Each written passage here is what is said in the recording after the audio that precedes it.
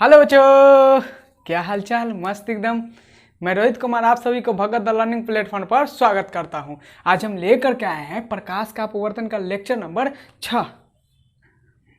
ठीक है, इससे पिछला 5 लेक्चर लेकर के आए थे, वो उसका लिंक डिस्क्रिप्शन में दिया हुआ है, अगर नहीं देखे तो उसको देख लीजिएगा। ठीक, अब वहीं पे हमने लेक्चर 5 में ही बताया था कि जो अगला लेक्चर आने वाला है वहां से हम क्या करेंगे, लेंस को स्टार्ट करेंगे। ठीक है, इससे पहले अपवर्तनांक को देखे, क्रांति कोण को देखे, पूर्ण आंतरिक परावर्तन को देखे, तरह तरह के क्या किए, घटना को देखे जो प्रकाश के अपवर्तन के कारण होता है। तो बोले थे कि एक पार्ट खत्म हो गया और दूसरा पार्ट एक लेंस का पार्ट है। जैसे वहाँ पे प्रकाश का परावर्तन में दूसरा पार्ट क्या था, दर्पण, वैसा ही यहाँ पर लेंस है। दर्पण का बदला यहाँ पर लेंस है। ठीक है, तो बोले थे इसको अगला लेक्चर में लेंस को हम पढ़ाएंगे, तो हम लेंस को लेकर के आए हैं। ठीक, तो देखिए लेंस होता क्या है। जैसे आपने दर्पण को देखा था, तो दर्पण क्या होता था कि वो कांच का एक टुकड़ा होता था जिसका क्या हो, एक सतह रचित होना चाहिए।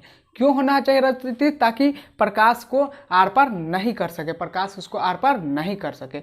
लेकिन लेंस में क्या होता है कि प्रकाश आर पार कर सके, तो इसलिए हमको कैसे माध्यम की आवश्यकता होगी, पारदर्शी माध्यम की, तब तो प्रकाश आर पार जाएगी। तो इसलिए लेंस क्या होता है कि ये दो पृष्ठों से घिरा हुआ कोई पारदर्शी माध्यम जिसका कम से कम एक पृष्ठ क्या हो, वक्रित हो, यानी कि गोलीय हो। ठीक है ना, क्या हो कि दो पृष्ठों से घिरी हुई पारदर्शी माध्यम, समझ में आया? पारदर्शी माध्यम यानी उसके अंदर क्या कोई पारदर्शी माध्यम रहे जिसका कम से कम एक पृष्ठ क्या हो, गोलीय हो, उसे हम लेंस या ताल कहते हैं। ठीक है ना, ताल, लेंस या ताल कहते हैं। जैसे देखिए ये हुआ और ये हुआ, इसमें देखिए दो पृष्ठ हो गया, एक ये पृष्ठ और दूसरा ये पृष्ठ, और ये इसकी मोटाई है, ये क्या है, इसकी मोटाई है। तो ये मान लीजिए कांच का होगा, तो कांच है इसके अंदर, तो ये कांच क्या है, इतना पतला लेते हैं कि एकदम आसानी से आर पार प्रकाश की किरणें हो सके। ठीक है ना, तो ये पारदर्शी माध्यम है, तो इसलिए ये क्या हो गया, लेंस हो गया। और क्या बोले कि कम से कम एक सतह क्या होना चाहिए, गोली होना चाहिए। तो यहाँ तो देखिए दोनों सतह गोली है। जैसे देखिए इसको देखिए, इसके भी अंदर ये क्या है, पारदर्शी माध्यम है। और देखिए दो सतह है और दोनों सतह में क्या है कि दोनों सतह गोलीय है। ठीक है, तो यहाँ पे भी चल रहा है। फिर देखिए यहाँ पे ये देखिए, तो ये क्या है कि इसके भी अंदर क्या है, पारदर्शी माध्यम, ये एक पारदर्शी माध्यम का बना हुआ है। ठीक है, और इसमें भी दो सतह है, एक सतह ये और एक सतह ये। तो क्या कहता है कि लेंस कब कहलाता है, जब कम से कम एक सतह क्या हो, गोलीय हो। तो यहाँ पर देखिए एक सतह, ये वाला सतह गोलीय है ना, तो जो एक सतह गोलीय रहता है तो क्या कहलाता है, लेंस कहलाता है। तो समझ गए लेंस क्या होता है, कि लेंस क्या है कि दो पृष्ठों से घिरा हुआ कोई पारदर्शी माध्यम जिसका कम से कम एक पृष्ठ गोलीय हो, वो क्या कहलाता है, लेंस कहलाता है। ठीक, देखिए अब लेंस मुख्यतः दो प्रकार के होते हैं। एक होता है उत्तल लेंस या अभिसारी लेंस, यानी कि कन्वेक्स लेंस या कन्वर्जिंग लेंस। ठीक है, दूसरा अवतल लेंस या अपसारी लेंस, यानी कनकेव लेंस या डाइवर्जिंग लेंस।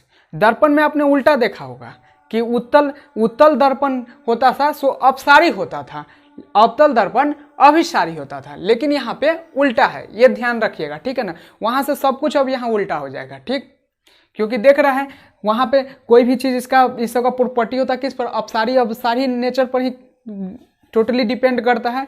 तो इसीलिए सब चीज़ उल्टा हो जाएगा, क्योंकि उत्तल वहाँ पे दर्पण था तो अपसारी लेंस था, अपसारी दर्पण था, लेकिन यहाँ पे उत्तल लेंस क्या बन गया, अभिसारी बन गया, और अवतल बन गया अपसारी। ठीक है, नाम भी कोई दिक्कत नहीं है, याद रहेगा, देखिएगा। ठीक है, तो अब हम फर्दर क्लासिफिकेशन करें। देखें लेंस दो प्रकार के, उत्तल और अवतल। अब हम उत्तल की चर्चा करेंगे, फिर अवतल को, बारी बारी से दोनों की चर्चा करते हैं। ठीक है, ठीक है, तो अब देखिए उत्तल लेंस। तो उत्तल लेंस क्या होता है कि इसका बीच का भाग होता है जो मोटा होता है और किनारा का भाग पतला होता है। यानी कि बीच का भाग क्या होता है, इसका बीच का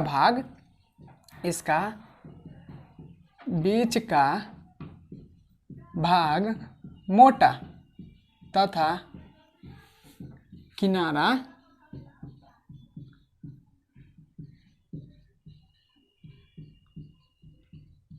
पतला होता है। समझ में आया? यानी कि क्या होता है, इसका बीच का भाग मोटा होता है और किनारा का भाग क्या होता है, पतला होता है। ठीक है। और ये उत्तल लेंस है, ये 3 प्रकार के होते हैं। कितने प्रकार के होते हैं? ये मुख्यतः 3 प्रकार के होते हैं। ठीक है ना, ये 3 प्रकार के होते हैं, 3 प्रकार के होते हैं। अब देखिए क्या 3 प्रकार के हैं। सबसे पहले देखिए उत्तल लेंस कह रहा है, और लेंस का परिभाषा की कम से कम क्या हो, एक सतह क्या हो, गोलीय हो। तो अगर गोलीय सतह एक हमको कम से कम चाहिए तो हम इसको 3 तरह से बना सकते हैं। कैसे बना सकते हैं? देखिए एक क्या करेंगे, ऐसे, ये हुआ एक, ये हुआ दूसरा, देखिए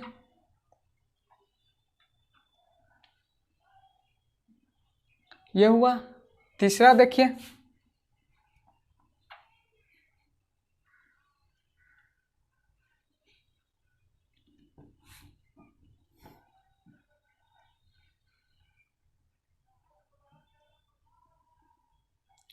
ठीक है, देख लिया।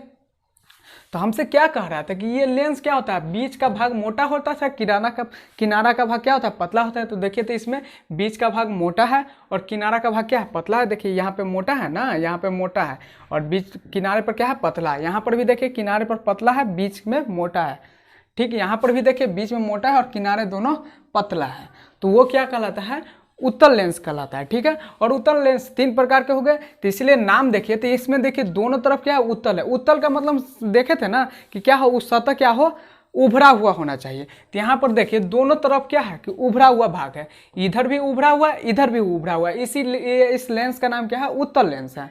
समझ में आया? जैसे उत्तल दर्पण आपने वहाँ देखते थे, तो क्या करता है, ऐसा ही ना कि अंदर से भाग रचित हो और बाहर से, तो इसका सतह उभरा हुआ था, इसीलिए तो उसको उत्तल कहते थे। तो यहाँ पर देखिए ये सतह को ले, जैसे इस सतह को ले, तो कोई आएगा प्रकाश का किरण तो ऐसे ना आएगा, तो कहाँ पे पड़ेगा, उभरा हुआ सतह पर। तो इसीलिए क्या नाम है इसका, उत्तल लेंस। यहाँ पर भी देखिए इधर से आएगा तो कहाँ पर पड़ेगा, उभरा हुआ पर, तो उत्तल लेंस। यहाँ पर पड़ेगा तभी उत्तल लेंस। अभी इसमें देखने में है कि अंदर से करेगा तो अवतल है, लेकिन नेट पावर इसका जो फाइनली जो देखा गया नेचर, तो वो आता है उत्तल लेंस जैसा। ठीक है ना। तो उत्तल लेंस क्या करता है, अभिसारी करता है, यानी कि संस्कृत करता है किसी प्रकार का किरण।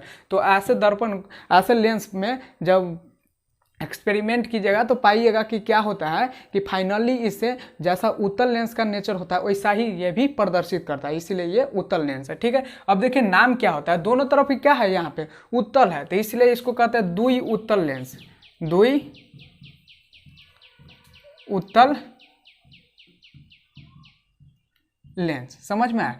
इसको क्या कहते हैं, द्वि उत्तल लेंस। ठीक है ना, द्वि उत्तल लेंस। ठीक है, यानी बाई कन्वेक्स लेंस। ठीक है। या इसको हम दोनों तरफ है ना, उभय यानी कॉमन है, तो इसीलिए उभय उत्तल, यानी कि उभयोत्तल भी कहते हैं, उभयोत्तल लेंस भी कहते हैं। क्योंकि देखिए जब आप संधि विच्छेद पढ़े होइएगा तो देखे होइएगा क्या होता है, अ या आ प्लस उ बराबर क्या बन जाता है, ओ बन जाता है ना। अ या आ बराबर प्लस उ बराबर ओ बन जाता है। तो इसीलिए क्या हो गया, उभय जोड़ उत्तल, यानी ओ बन जाएगा, तो उभयोत्तल लेंस। ठीक है। और जनरली है ना, जनरली इसी को हम उत्तल लेंस कहते हैं। जनरली इसी को हम उत्तल लेंस कहते हैं। क्या कहते हैं, उत्तल लेंस कहते हैं। यानी कि नॉर्मली कोई डायरेक्ट, अब इसके बाद हम कभी भी चर्चा करेंगे कि कहीं पर भी उत्तल लेंस बोलेंगे तो समझ जाइएगा हम इस लेंस के बारे में कह रहे हैं। ठीक है ना। उत्तल लेंस कहेंगे तो इसी के बारे में बात कर रहे हैं, इस सब के बारे में बात नहीं कर सकते। यानी जनरली उत्तल लेंस इसी को कहा जाता है। ठीक है। और ये फर्दर क्लासिफिकेशन है, ये सब आपको जानना है, बोर्ड के पॉइंट ऑफ व्यू से नहीं, लेकिन पॉलिटेक्निक के पॉइंट ऑफ व्यू से ये जानना है, क्योंकि पॉलिटेक्निक में यहाँ से भी क्वेश्चन पूछा हुआ है और पूछता है। समझ में आया? तो जब भी आज के बाद से अब कहेंगे उत्तल लेंस किसको कह रहा है, तो समझ जाइएगा इस लेंस को कह रहा है। ठीक है। तो उत्तल लेंस, इसीलिए कहीं कहीं आपको उत्तल लेंस की परिभाषा में मिल जाएगा, क्या होता है कि जिसका दोनों अपवर्तक पृष्ठ, यहाँ पे तो अपवर्तन ना होगा, तो दोनों अपवर्तक पृष्ठ क्या होता है, उभरा हुआ होता है। दोनों अपवर्तक पृष्ठ दोनों अपवर्तक पृष्ठ उभरा हुआ होता है। तो कहीं कहीं उत्तल लेंस के परिभाषा में ये मिल जाएगा कि जिस लेंस का दोनों अपवर्तक पृष्ठ क्या हो, उभरा हुआ हो, उसे उत्तल लेंस कहते हैं। तो एक्चुअल में उत्तल लेंस का परिभाषा नहीं, वो किसके लेंस का परिभाषा है? द्वि उत्तल या उभयोतल लेंस की परिभाषा, ठीक है। लेकिन जनरली हम उत्तल लेंस इसी को बोलते हैं, इसलिए ऐसा कह सकते हैं, ठीक है। फिर देखिए यहाँ पे, तो यहाँ पर एक सतह क्या है? समतल है, और एक सतह क्या है? उत्तल है, ठीक है ना। एक समतल एक उत्तल, तो इसको क्या कहते हैं? समतल उत्तल, यानी समतल और उत्तल। तो अ जोड़ ओ क्या बन जाएगा? ओ तल, समतलोतल, ठीक है। समतलोतल यानी कि plano convex, plano convex, convex, ठीक है, प्लेनो कन्वेक्स।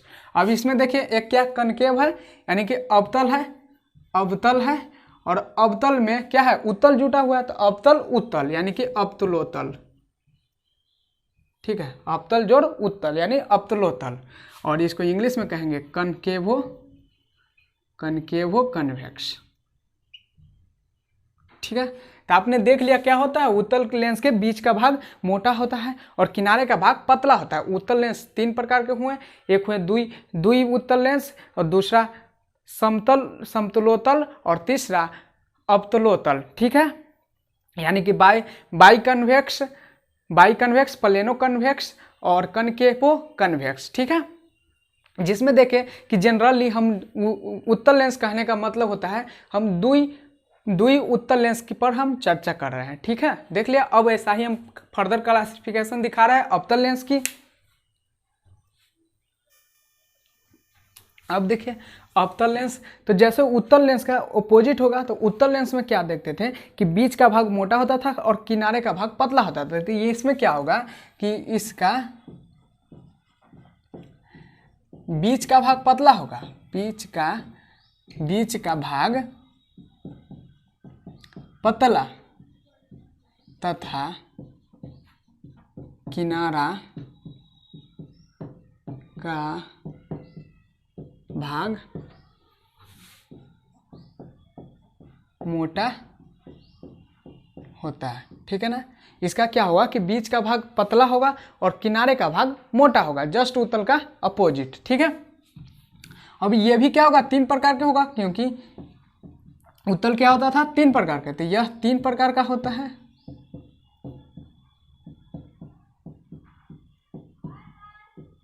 ठीक है। अब देखिए पहला, तो पहला दोनों क्या होगा? उत्तल का बना हुआ होगा, तो दोनों सतह क्या होगा? उत्तल होगा, सॉरी अवतल होगा, यानी दोनों सतह क्या होगा? धंसा हुआ होगा, दोनों सतह धंसा हुआ होगा। तो देखिए तो बीच का भाग पतला है कि नहीं किनारे के भाग की अपेक्षा, ठीक। दूसरा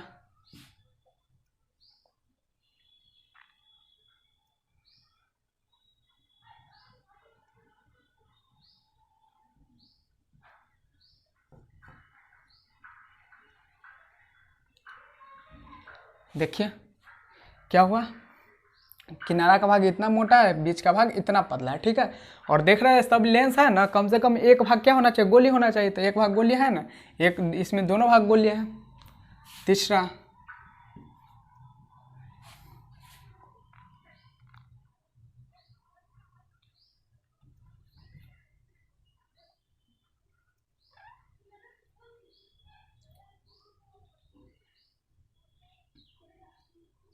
ठीक है, देखिए इस तरह से क्या है, उत्तल है, उत्तल सतह है, और इधर से अवतल सतह है, ठीक है। देख लिए, तो यहाँ पे देखिए कम से कम एक सतह क्या है? गोलीय है, और दोनों क्या है? अपवर्त दो पृष्ठ है, और दोनों के बीच में क्या है? पारदर्शी माध्यम, यानी पारदर्शी माध्यम का ये बना हुआ है, ठीक है। कांच का बना हुआ होगा या कोई भी हो, पारदर्शी माध्यम का बना हुआ है। तो यहाँ पर देखिए क्या है कि दोनों सतह क्या है? अवतल है। बताया था ना अवतल क्या होता है? धंसा हुआ, जिसका क्या हो? सतह धंसा हुआ, यानी ये वाला सतह धंसा हुआ। तो देखिए कहीं से भी किरण आएगा तो ऐसे आएगा, नहीं तो ऐसे आएगा, तो दोनों कहाँ पे टकराएगा? धंसा हुआ सतह पर, तो इसलिए क्या इसका नाम है? अवतल है। समझ में आया? नाम में भी कंफ्यूजन नहीं हो इसलिए बता रहे हैं, ठीक है। और इसमें देख रहे हैं दोनों सतह क्या है? अवतल है तो इसलिए इसका नाम है द्वि अवतल। क्या? द्वि अवतल। जैसे वहाँ पे द्वि उत्तल था, यहाँ पे द्वि अवतल, ठीक है ना, यानी बाई कनकेव, बाई कनकेव, ठीक है। जैसे वहाँ पे सामान्यतः हम क्या करते थे, द्वि उत्तल लेंस को ही उत्तल लेंस कहते थे, वैसा ही यहाँ पर भी सामान्यतः क्या कहेंगे, इसे अवतल लेंस कहेंगे, अवतल लेंस सामान्यतः, ठीक है ना। यानी कोई अवतल लेंस का है, इसका अर्थ समझ जाएंगे कि इसके बारे में चर्चा हो रहा है, ठीक है। और इस सब का चर्चा होगा तो इस सब का नाम दिया रहेगा, और नाम नहीं दिया रहेगा सीधे अवतल लेंस से समझ जाएंगे कि द्वि अवतल के बारे में कह रहा है, ठीक है। तो इसके लिए ये भी फिर यहाँ पर भी कह सकते हैं कि इसका क्या होता है, दोनों अपवर्तक सतह धंसा रहता है। क्या रहता है? धंसा रहता है। उसका उभरा हुआ रहता है, इसका धंसा रहता है, ठीक है। अब इसका भी नाम देखिए, देख क्या, समतल, तो समतल, और दूसरा क्या है, अवतल, तो प्लस अवतल, अवतल। तो यानी कि देखिए यहाँ पर अ जोड़ अ, तो अ जोड़ अ क्या बन जाता है, आ न बन जाता है, तो इसका नाम हो जाएगा समतलातल, समतलावतल, समतलावतल, ये हो जाएगा नाम। यानी नाम plano concave, concave, plano concave. यहाँ पर देखिए एक क्या है, उत्तल और दूसरा अवतल, तो क्या हो जाएगा, उत्तलावतल, उत्तलावतल, ठीक है। और इसका नाम हो जाएगा convex, convex concave, convex concave, ठीक है। देख ले इसका फर्दर क्लासिफिकेशन। आपने देखा कि लेंस, पहले देखा लेंस के दो प्रकार होते हैं, एक उत्तल एक अवतल। उत्तल को देखे 3 प्रकार होते हैं, अवतल का भी 3 प्रकार होता है, ठीक है ना। उत्तल का प्रकार हो गया बाई कन्वेक्स और प्लेनो कन्वेक्स और कनकेवो कन्वेक्स। और अवतल का देखे 3 प्रकार, तो अवतल का हो गया बाई कनकेव, प्लेनो कनकेव और कन्वेक्सो कनकेव, ठीक है। 3 प्रकार दोनों का था, देख लिए आप। जैसे वहाँ पे दर्पण में हमने देखा था क्या किए कि दर्पण से में विभिन्न पदों को देखा था कि इस पद का नाम क्या है, यानी कि उसमें हम मुंह के फोकस कहेंगे तो मुंह के फोकस किसको कहते थे, वो सब देखे थे। तो ऐसा ही यहाँ पे लेंस में भी होगा, ठीक है। तो उस सब को अब हम दिखा रहे हैं, ठीक है। देखिए तो अब क्या है, वक्ता केंद्र तथा वक्ता त्रिज्या, यानी centre of curvature and radius of curvature. तो वहाँ पर भी आपने देखा था, तो यह इसीलिए हम ज़्यादा उस पर चर्चा नहीं कर रहे हैं, क्योंकि हम पिछला चैप्टर में अच्छा से सबको समझा चुके हैं, ठीक है। तो यहाँ पर देखिए क्या है, ये लेंस हुआ उत्तल लेंस, ठीक है ना। तो सेंटर ऑफ कर्वेचर क्या होता है कि वो जो गोलीय सतह है, जिस खोखले गोला का भाग होता है, उसके सेंटर को हम क्या कहते हैं, वक्ता केंद्र कहते हैं ना, ठीक है। तो ये क्या है, इसको क्या करेंगे, ड्रा कर लेंगे, गोला बना लेंगे। और ये देख रहे हैं गोला, इस गोला का जो केंद्र होगा, इस गोला का मान लीजिए ये केंद्र हुआ, तो ये ही क्या कहलाएगा, वक्ता केंद्र कहलाएगा, ठीक है ना, वक्ता केंद्र कहलाएगा। तो यहाँ पर 2 गोलीय सतह है, इसलिए क्या होगा, 2 वक्ता केंद्र, यहाँ पर 2 पृष्ठ होता है ना, तो इसलिए क्या होगा, 2 वक्ता केंद्र होंगे, ठीक है ना। तो एक ये हुआ और दूसरा ये सतह हुआ, तो इसका भी हम गोला बना लेंगे कि किस गोला का ये भाग है।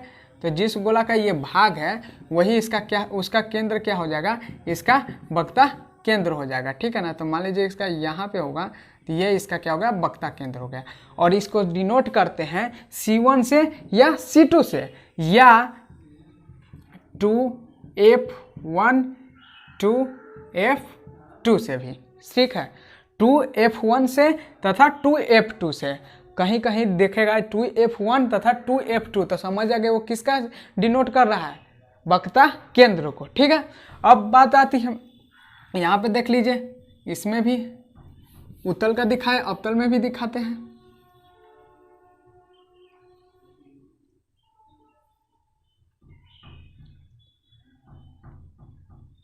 ठीक है। देख लिए, अब इसको क्या करेंगे, गोला बनाएंगे कि किस गोला का भाग है, ठीक है ना। ये एकदम गोला होना चाहिए, अब हम हाथ से खींच रहे हैं ना, गोला नहीं बन पा रहा, ठीक है।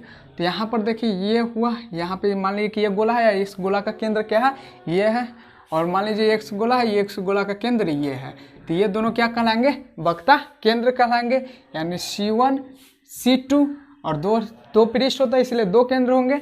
और या इसी को भी हम 2F1 या 2F2 भी कह सकते हैं, क्योंकि F1 किसका होता है, मुख्य फोकस का, और ये मुख्य फोकस का क्या होता है, दुगुना होता है, तो इसीलिए 2F1 और 2F2 भी लिखा जाता है। ठीक, देख लिए। जैसे हम एक ले लेते हैं, प्लेनो कन्वेक्स ले लेते हैं, ये ठीक है।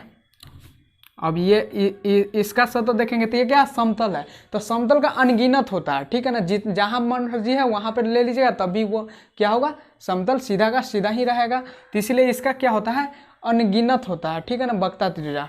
ठीक, और इसका देखिए वक्ता केंद्र हम ड्रॉ करना चाहेंगे तो ये इसका हम ड्रॉ कर दिए ऐसे, ठीक है ना। तो ये, और मान लीजिए कि यहाँ पे कोई इसका पॉइंट आ जाएगा तो ये इसका क्या हो जाएगा, वक्ता केंद्र हो जाएगा। ठीक, समझ में आ गया। यहाँ पे देख लीजिए, ये हो गया। और इसको क्या करेंगे, हम गोला कर लेंगे, किस गोला का ये भाग है, और जिस गोला का भाग है उसका केंद्र क्या कहलाएगा, वक्ता केंद्र कहलाएगा। ठीक, देख लिए। अब क्या होता है, वक्ता त्रिज्या। तो वक्ता त्रिज्या क्या होता है, वक्ता केंद्र से लेकर के अपवर्तक पृष्ठ का दूरी। जैसे वहां पे देखे थे, वक्ता त्रिज्या क्या होता था, वक्ता केंद्र तथा दर्पण के परावर्तक सतह के बीच की दूरी, ठीक है, तक के दूरी। तो यहाँ पर भी क्या हो जाएगा, ये किसका था, इस वाले परावर्तक सतह के था ना, ये वाला केंद्र, वक्ता केंद्र किसके लिए, इसके लिए। तो यहाँ से लेकर के आ जाइए अपवर्तक सतह, ये सतह क्या है, अपवर्तक ना है, तो अपवर्तक सतह के दूरी, तो यही क्या हो जाएगा, वक्ता त्रिज्या हो जाएगा, से रेडियस ऑफ कर्वेचर हो जाएगा। और इसको हम डिनोट करते हैं R, जैसे R1 हो जाएगा, या R2 कैपिटल में भी, दोनों से स्मॉल या कैपिटल दोनों से सूचित करते हैं। ठीक, इसके लिए भी देखिए C2 के लिए, तो C2 के लिए यहाँ से मान लीजिए खींचे, यहाँ से खींचे, तो ये सब क्या है, वक्ता त्रिज्या हो गया। ठीक है, देख लिए। और दो पृष्ठ होते हैं इसलिए दो वक्ता त्रिज्या होते हैं, दो वक्ता केंद्र होते हैं। यहाँ पर आइए, तो यहाँ पर भी देखिए, तो यहाँ से हम ऐसे ड्रा कर ले, ऐसे ड्रा कर ले, जैसे मन है वैसे ड्रा कर लीजिए। ये सब क्या है, वक्ता त्रिज्या हुए। इसको देखिए, ऐसे ऐसे ऐसे, जैसे मर्जी है वैसे कीजिए, ये सब क्या है, वक्ता त्रिज्या है। ठीक है, इसमें देखिए, तो इसमें भी ये किस सतह के लिए, इस सतह के लिए ना, तो ये क्या हो गया, वक्ता त्रिज्या हो गया। ठीक, और प्लेन के लिए देखिए, प्लेन के लिए, तो प्लेन के लिए क्या होता है, इन्फिनिटिव होता है। R क्या होगा, R1, जैसे इसको हम R1 माने हैं तो ये R2 हो जाएगा, तो R2 बराबर इन्फिनिटिव यानी अनंत होता है। ठीक है, फिर यहाँ पर भी देखिए, तो इसके लिए ये हो गया R, और इसका R कितना हो जाएगा, इन्फिनिटिव होगा। यानी कि प्लेन सतह का, जिसका सतह क्या हो, समतल हो, उसका त्रिज्या कितना होता है, इन्फिनिटिव होता है। और जो गोलीय है उसका तो गोला बना लेंगे, और उसके केंद्र जो होगा वहाँ से लेकर के उसका अपवर्तक सतह तक की दूरी को हम क्या कहेंगे, उसका वक्ता त्रिज्या कहेंगे। ठीक है, देख लिया। फिर हम आगे चले। अब देखिए, इसके त्रिज्या के बारे में नोट लिख लीजिए, जो आपको जब न्यूमेरिकल बनाइएगा इसका, उस समय आपको हेल्प करेगा। ठीक है ना। तो क्या कि जो इसमें देखिए दो त्रिज्या हैं, तो ये त्रिज्या क्या होगा, आपस में बराबर हो भी सकते हैं और नहीं भी हो सकते। लेकिन हम जनरली उत्तल बोले या अवतल बोले, इसका अर्थ क्या कि द्वि उत्तल और द्वि अवतल। तो द्वि उत्तल और द्वि अवतल का क्या होता है, दोनों त्रिज्याएं आपस में बराबर होते हैं, यानी कि R1 बराबर R2 हो गए। ठीक है ना, किस किस लेंस में, द्वि उत्तल में और द्वि अवतल में। और इसके अलावा दो प्रकार दोनों का और रह गया, तो उसमें बराबर हो भी सकते हैं, नहीं भी हो सकते। पहले तो प्लेनो वाला में देख लिए, समतल वाला में तो नहीं होगा, उसका इन्फिनिटिव होता है, अनंत होता है, तो वो कभी बराबर होगा नहीं। और बचा दोनों का एक खून, तो उसमें है तो हो भी सकता है और नहीं भी हो सकता है। ठीक है, अब हम आगे चलते हैं। इससे आगे जैसे यहाँ हो गया वक्ता केंद्र तथा वक्ता त्रिज्या। अब प्रकाश केंद्र, अब देखिए क्या है, प्रधान अक्ष या मुख्य अक्ष, जैसे वहां पर भी होता था। ठीक है ना, परावर्तन में भी देखे थे, प्रधान अक्ष तथा मुख्य अक्ष किस में होता था, दर्पण में प्रिंसिपल एक्सिस।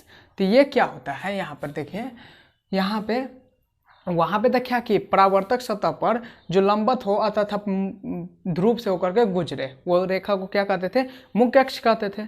लेकिन यहाँ पे क्या है कि यहाँ पे देख रहे हैं दो केंद्र हैं, तो सिंपल है, दोनों केंद्रों को मिला दीजिए, और केंद्र से कोई भी रेखा सतह पर डालते वो लंबवत होता है, ये आप जान रहे हैं। ठीक है, तो क्या होगा कि दोनों वैसी रेखा जो क्या हो दोनों केंद्र से होकर के गुजरे। और क्या होना चाहिए, काल्पनिक हो, यानी हम कल्पना ही कर सकते हैं ना, ये ऐसा थोड़ी ना कि डरा रहता है, यानी कि हम एक कल्पना करते हैं कि ये रेखा क्या होगा, प्रधान अक्ष कहलाएगा। ठीक है, तो जैसे देखिए यहाँ पे ले लेते हैं, एक ये हुआ उत्तल लेंस, और इसका मान लीजिए कि ये हुआ मेरा C1, और ये हुआ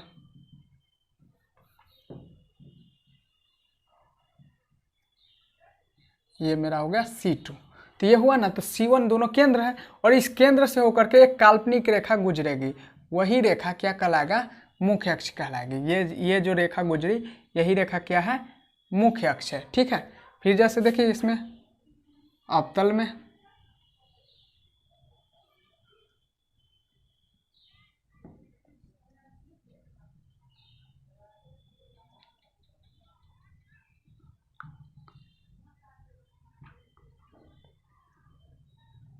C1 C2। ठीक है, देख लिए।